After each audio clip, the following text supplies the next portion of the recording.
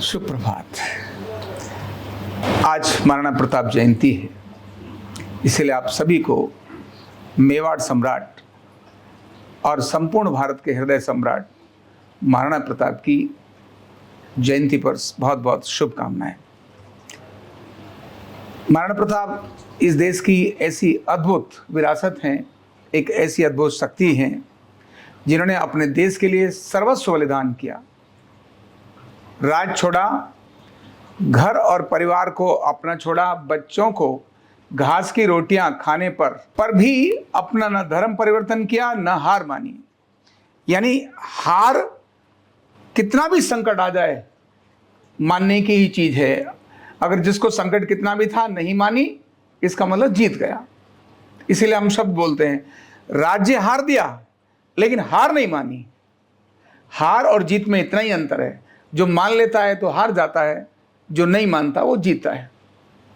ऐसे महाराणा प्रताप जिनके पराक्रम के बारे में हमें पता ही है कि किस प्रकार से अपने शरीर पर वो कवच, अपना जो उनका वस्त्र था जिसको धारण करके चलते थे, कवच जो था जिसको, और भाला तो कितना भारी था कि कॉमन बालक तो उसको उठा भी ना सके। तलवार अपने आप में भारी थी, ढाल उनकी अपने आप में बहुत भारी थी। अभी भी अगर जाके देखें हम उनके मेवाड़ में जो उनका भाला है, तलवार है, तो कॉमन मैन उसको उठाने में असमर्थ होगा, इतने भारी। उसके बाद वो चेतक पर उसको लेकर चलते। लेकिन किस प्रकार अपने देश के लिए पराक्रम दिखाया और विधर्मियों से अपनी धरती को बचाने के लिए सर्वोच्च बलिदान दिया। एक बात और महाराणा प्रताप से आती है कि उस समय पर हमारी चिकित्साएं कितनी अद्भुत थी। कितने सारे घाव और चोट लगने के बाद भी अगले दिन वो युद्ध के लिए तैयार हो जाते थे और रात ही रात में वो घाव भर जाते थे। इसलिए एक संदेश वहां से निकल कर आता है, क्योंकि उसी प्रताप खानदान की जो परंपरा पुरानी रही, उसमें राणा सांगा के बारे में कहते हैं कि 80 घाव लगे थे तन पर, फिर भी व्यथा नहीं थी मन पर। शरीर में अनेक सारे घाव लगे, फिर भी युद्ध करने के लिए जा रहा है, और रात्रि में आता है वापस। उसके जो वैद्य हैं वहां लेप करते हैं, कुछ उनको अलग अलग प्रकार की टेक्निक्स यूज होती हैं। अगले दिन फिर से तैयार होता है और युद्ध करने के लिए जाता है। रात रात में घाव भर देना, ये हमारे भारत की चिकित्साओं की क्वालिटी रही है। भारत में ऐसी अद्भुत चिकित्साएं रही हैं जिसमें योग भी है, आयुर्वेद भी है, और जो ये तो बड़ी चिकित्साएं आज दिखाई देती हैं, लेकिन उस समय लोकल लेवल पर कितनी चिकित्साएं थी, कितनी चिकित्साएं थी। पर क्योंकि हर चिकित्सा की अपनी क्वालिटी है, उसका गुण है, हर चिकित्सा की अपना एक सिद्धांत है, एक प्रिंसिपल है काम करने का, लेकिन हर चिकित्सा की एक सीमा भी है। भारत की जितनी चिकित्साएं हैं, जिनको हमें आज शब्द नाम देते हैं ऑल्टरनेट, लेकिन ऑल्टरनेट नहीं है, वो होलिस्टिक हैं, वो एक संपूर्ण काम करती हैं, मिलकर काम करती हैं। इसलिए ऑल्टरनेट नहीं है, वो समन्वयित हैं।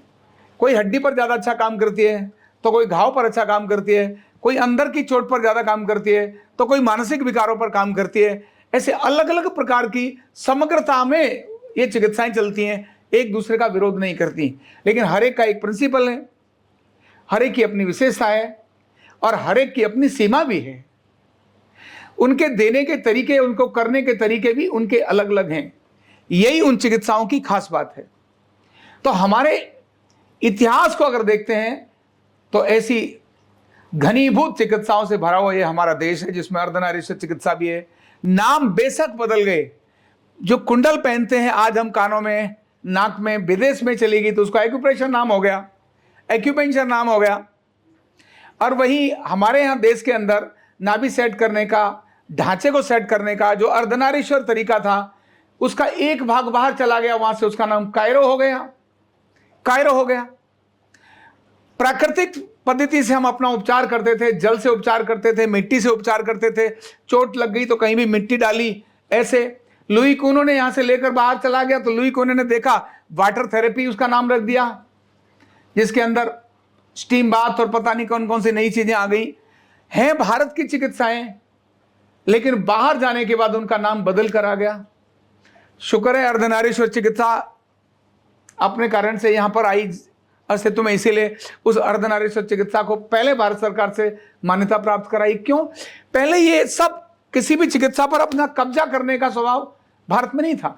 लोक कल्याण की चिकित्साएं थी, दूसरों के उपकार की चिकित्साएं थी। लेकिन जैसे पश्चिम का जगत, भोगवादी जगत जब एक्टिव हुआ और उसने कोई भी चीज बनाई तो अपना उस बिजनेस करने के लिए, अपनी रॉयल्टी के लिए उस पर उसने मोहर लगा दी। बोले इसका काम मैंने किया है, चाहे है भारत की हल्दी, भारत का ये बासमती चावल, भारत का ये नीम, भारत की बहुत सारी चीजें उन्होंने मोहर अपनी लगाकर दुनिया में बेच दी। क्यों? जिससे वो कमा सकें। तो ये लुटेरी आदत होती है और दूसरी कुछ नहीं है।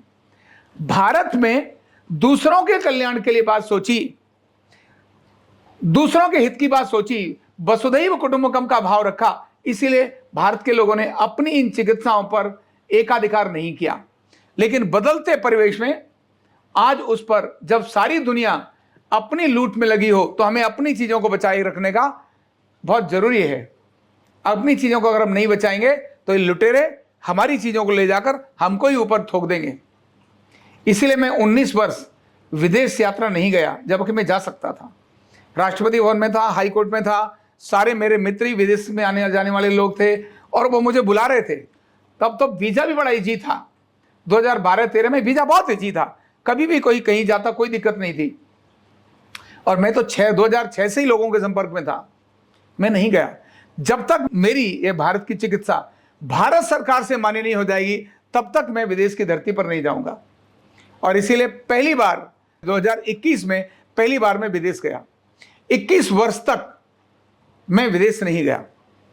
और फिर जब गया तो 17-18 देशों में, अभी तक अमेरिका, कनाडा वगैरह, सारे यूरोप के अनेक सारे, ऑस्ट्रेलिया वगैरह में बहुत सारी जगह पर होकर आ गया।